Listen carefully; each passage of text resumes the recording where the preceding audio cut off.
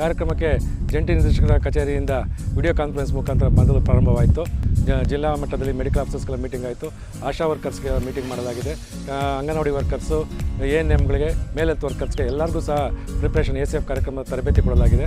ಜೊತೆಗೆ ಕ್ಷಿಪ್ತಿಯ ಕ್ಷಯರೋಗ ಪತ್ತೆ ಹಚ್ಚುವ ಕಾರ್ಯಕ್ರಮದಲ್ಲಿ 8 ಡಿಪಾರ್ಟ್ಮೆಂಟ್ ಮೀಟಿಂಗ್ ಮಾಡಿ ಎಲ್ಲ ಡಿಪಾರ್ಟ್ಮೆಂಟ್ ಸಹಕಾರವನ್ನು ಕೋರಲಾಗಿದೆ. ಈ ದಿನವೂ ಸಹ medical officer second round meeting ಮಾಡ್ತಾಯಿದ್ದೀವಿ.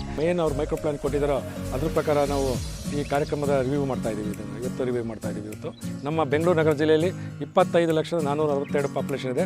ಅದರಲ್ಲಿ ನಮಗೆ ಟಾರ್ಗೆಟ್ 5% ಅಂತ ಹೇಳಿದ್ರೆ 20% ಅಂದರೆ 4,30,000 ಜನ ಬರ್ತಾರೆ. 4,30,000 ಜನದಲ್ಲಿ 5% ಅಂತ ಹೇಳಿದ್ರೆ ಅರೌಂಡ್ 25,000 ಜನ ಸಂಶಯಾಸ್ಪದ ಪ್ರಕರಣಗಳಿಗೆ ಪತ್ತೆ ಆಗ್ತವೆ. ಅದರಲ್ಲಿ 1092 ನಾವು ಪ್ರಕರಣವನ್ನು ಮೈಕ್ರೋಸ್ಕೋಪಿಕ್ ಮುಖಾಂತರ ಪತ್ತೆ ಹಚ್ಚಲಾಗುತ್ತೆ. ಇನ್ನು ಮಿಕ್ಕಿದ್ದು 20,000 ಏನು ಪ್ರಕರಣಗಳಿದೆಯೋ ಆ ಪ್ರಕರಣ ನಾವು ಎಕ್ಸ್ರೇಗಳನ್ನು ಮಾಡಿಸೋದ್ರ ಮುಖಾಂತರ ಅವನ್ನು ಪತ್ತೆ ಹಚ್ತೀವಿ.